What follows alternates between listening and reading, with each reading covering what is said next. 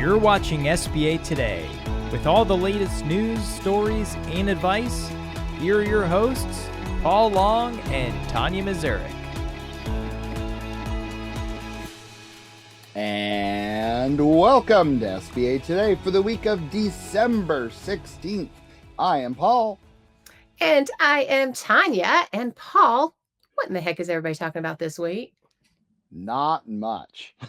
Oh, well, I think there you go. I think everyone's trying to flush out their pipelines for the end of the regular year, and on this one I did find a few little things on what I call the SBA Dark Web. There's always a dark web. For Paul. Per Paul. Right.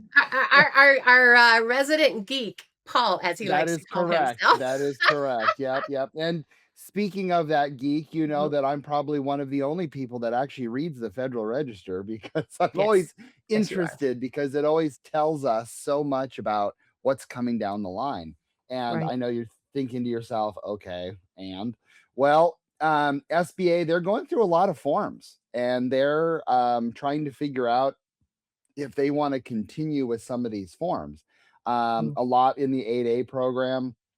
They're looking at the 912 because it's still there. Like, it hasn't been retired. We just don't really use it too much. What's the point of it? And then they're also looking at the new 1919. So there again, forms, I think, is something they're looking at to try to make the paperwork less. And we'll see how that goes. But wouldn't that be nice, Paul? The exciting times at the Federal Register. Well, hey, I love the idea of making forms less. Come on, man. That'd be nice. Yep, that is true. Awesome. Well, and on the next piece of info or news that we want to share with you guys is brought to you by Brett over at Lumos. And thank you, Brett, for this data. Yep. It's how small businesses decide where to apply for financing. And this is kind of an interesting one. I like this. I like me some data. So does Paul. So here we go. Okay. So how do small businesses choose where to apply for financing? The largest gaps in features influencing that decision are relationships and speed. Check it out. That's right. Relational strength. Banks with existing relationships hold an advantage. So that's the small businesses. If you look at that there, it says the small banks, I guess, are the ones that typically have those relationships with their clients that then translates into, I want to work with you because of the relationship I have with you.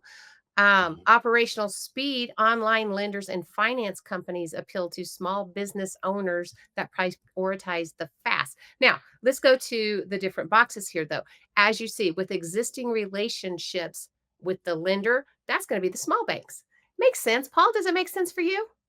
Oh, 100%. I'm going to put credit unions under small banks. Exactly. Well, of course, absolutely. You're under the small bank, and the large banks. I mean, they've just got so many customers. Oftentimes, the relationship piece kind of falls to the wayside, And then when it comes to the online lenders, it's very transactional. So there's not really typically a relationship built. Then the chance of being funded is typically goes to the online lenders, and that makes total sense, right? They're kind of throwing it out there to see what sticks and with whom. Speed of decision or funding also is to the online. I mean, they definitely have their processes down of getting things in and out. Again, it's because it isn't relationship oriented. It's let's get you in and out with your money, right? I mean, that's how I see that. Correct. Which a lot of small business owners like that and want that. But is it going to cost more? I go back to the three circles: fast, cheap, and good. Whatever you're talking about. I don't remember. I'm not even going to go there. I could totally go there. I'm not going to. Okay. Large banks for the interest rate. Well, that makes sense as well, right? They've got the funding, they've got the backing. They can certainly do that.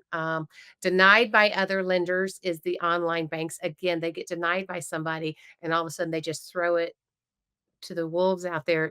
It reminds me of sometimes, where they go in and they just put their name and what they're looking for out there, and then everybody just swarms on top of them. Yep. I did that with health insurance. let me just tell you guys, don't ever do that because I'm still getting freaking calls. This Oh, is I'm sure. ridiculous. Anyway, and no collateral requirement again is the online lenders. Now, I want to bring up something that's not in this, Paul, that you and I can kind of discuss. I mean, because those numbers all make sense just based on metrics, right? And based on what you Sure. figure out on who has actually done the deal. But I want to talk about Mhm. referrals. Now, what about the referrals? Because what these charts are showing is who actually completes the deal and where the businesses are going, but where were they prior, right? And like It's I true. have my deals, and I'm sure you do as well, from other banks and from other lenders that maybe their credit box didn't fit with what that particular business was looking to do. Doesn't make it a bad business, just makes it not a fit for us. I mean, I've sent things out for the Mhm. same exact reason. So what do you think? How do you think that potentially would change these numbers if we had any way to have a metric of that? I actually don't think they would change Oh. because here's why. Look at, like, for example, the no collateral requirement.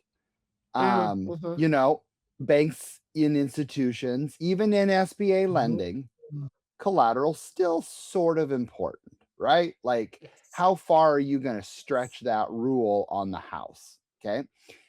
But look at that, right, 42% goes to the online lenders. The online lenders, their technology probably is the one that determines the loan dollar amount. I would assume this is definitely mainly for loans under 350,000, I'm going to assume. oh, yeah, got it, But yeah, I think, and I'm using myself an example, is if there's a deal that's kind of just really off the rocker, I'm going to mhm, refer it to it. Again, I know a lot of institutions and what they can and can't do, but I'll yeah. refer it over to them or an online lender that can do it and be okay with it. So I just don't think the numbers are going to change, but I think they're already in there is what I think. Well, that's true. That's true because these numbers are where they actually went to. I guess Sure. my question is how many end up in a specific area that's already gone elsewhere, which I guess it's got the denied by Mm, other lender, and then oftentimes they go to could the be. Yeah. online. I don't know. I think it just depends on the institutions because, I mean, I have become quite known at getting, potentially deals from others that their credit boxes don't work to see if I can kinda get through it. But anyway, Are you the and garbage collateral, dump of SBA lending? I am so not. I used to be. I certainly used to be, okay? So, Good. my Okay, previous good. institution, right? I mean, we didn't have Yeah. great great for certain things, right? But people did become or think it became known because it was like the interest rate was what the interest rate was. Um, but it did have a tendency to get some things done that were really challenging. But you know what? I come to find out, I think some of that has to do with me too, because I'm a tenacious little bugger. But anyway, No. no, we are not the garbage dump. We actually have some amazing people in the back end that do try to make things work. So Of I would course. say that versus the Okay, other. okay, Paul. okay, okay. I Paul. had to poke the bear. Hey, real Exactly. quick, we had Go ahead. somebody mention, just had a comment Yeah. about, I've been reading up about online lenders. They have very high interest rates because they work off of a credit line from other banks. Is that a myth? The answer is no. That is actually correct. Ooh, Online ooh, lenders have to get yeah. their money somewhere, so either they raise it themselves or they go out and they get warehouse lines, is what they're called. Mhm. Those warehouse lines, I mean, again, it's the cost of capital. So either you're going to pay it out in deposits or you're going to pay it through interest on a line. Um, and generally speaking, a lot of those online lenders do have a warehouse line and kind of a mix of funding. Mhm. And they do charge more because, well, first of all, they should charge more, to be Yeah, honest, because yeah, they're taking on more risk. And if you right. take on more risk, it should be higher. And they have probably higher technology costs than, say, Tonya or I, because they're investing everything into the technology and not into people, which could be cheaper long term. So your myth is correct. Hey, good job. Well, and you know what? So going back to the relationship piece, I'm gonna take a step. So yesterday I was at the grand opening of one of my clients, and it was so exciting. It was so exciting. Is the Rough House, and Steve Schaefer of the Rough House opened or had the ribbon cutting yesterday for his new doggy daycare and boarding, which is down in Castle Rock, Colorado. Now, yes, I am relationship oriented, guys. Oh, So I was there and it was so freaking exciting to see the smile on his face. It lit the place up. And we were outside and it lit it up. Um, the other really cool thing with it is Bill Briggs, the deputy administrator of the SBA, was there for the ribbon cutting. He came to just have well wishes for Steve. It's his first one too in his role, his first small business ribbon cutting. So it was pretty exciting. Not to mention, I think he was pretty excited to be here in Colorado with our warm weather when it's very cold in Washington, D.C. right now.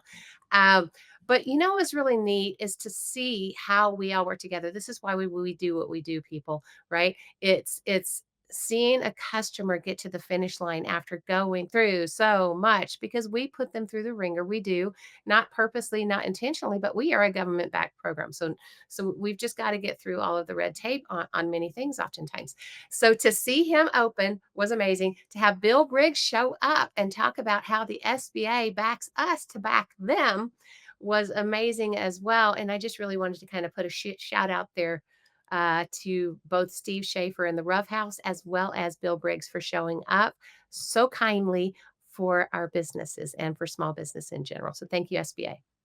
that's awesome. That's very cool. Yeah. That is definitely one of the nice things, and I think we all need to realize that, yeah, we're pushing on goals and everything we're doing, but at the end of the day, going to that ribbon cutting, going to the business, what the impact you're really actually making, and if you don't do that, um, you're a transactional lender, frankly, because Just you like we gotta were see it. talking about. Yes. Yeah, exactly. I Well, I'm assuming not too this is the relationship piece, Paul. We show up for these things if we possibly can, if it's yep. nearby to us. Now we are national, right? Or at least I'm national, so I don't Mhm. obviously can't go to all if they're out of state. But yeah, I mean, we certainly try to do what we can do on the Yeah. relational piece of it. So anyway, Well, and that moves perfectly into our next one. Again, Lumos is doing their very good job this week. And this is kind of part two, which is small business owner satisfaction with lender has oh, declined. Dun, dun, dun. Dawn, By that's actually not quite a bit, good. which is interesting. Oh, Compared to 2019 to 2024, mhm, small banks, large banks, finance companies, and online lenders mm, all are the tallest dwarf. That the small banks went from 74 to 62. Large banks about the same kind of difference. Finance companies 50% to 37%. Ooh, mm, this one, this one I had to double check. Online lenders 38% to 2. Wow, that was crazy. This is kind of a strong signal from yeah. small business owners in an environment of declining satisfaction. What can small business lenders create to make a better experience for the client? Mhm. And I think what's really important is for every organization to walk through your process as a customer, right? Yeah. And that is always missed. And if you hear common trends, how to figure out something.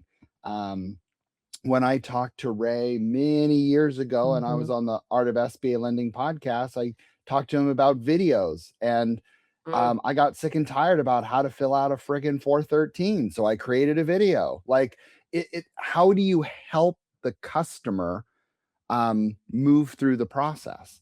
And yeah, I mean, how else can we improve this, Tanya? Like, I mean, we're always looking to be the best in customer service and Right. everything, and none of us are perfect. But Mm-mm. what do we do? What do we do? Well, we You have all the answers. crazy. We were just talking about this morning on a call that we had here, for our closing department and whatnot, and it's it's an interesting thing. Like in my mind, you can go through the process and it can be as damaging and painful and slow and whatever it is, but then you get to that closing table and oftentimes the switch can be or the flip can be switched, the switch can be flipped. Anyway, Yep. you get there and depending on how that closing process has gone is going to make or break the experience that that customer has. Thank We you. just were having this 100%. conversation.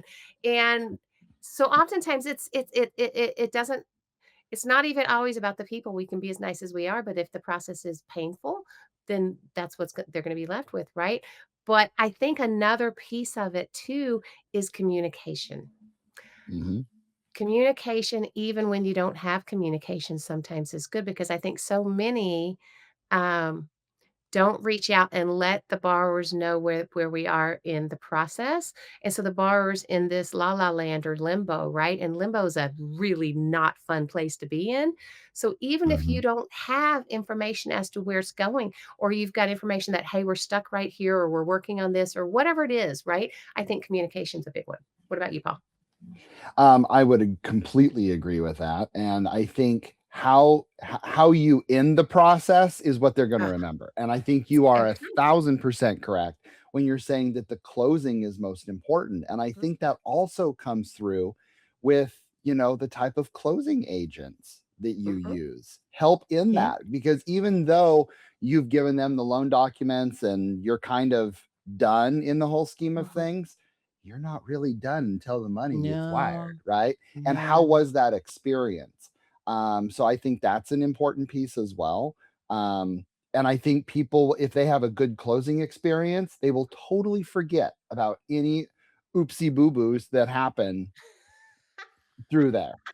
Oopsie boo boos. Like for example, one of the things, and I'll just call myself out on this, is one of the things I absolutely hate is when I have to go back to a borrower after closing and say, Oh, yes. so I forgot a signature or an initial. I'm gonna send it to you. Oh my god, I hate it. And I'll Yeah. be honest with you, I had one person where we had to do it 3 times.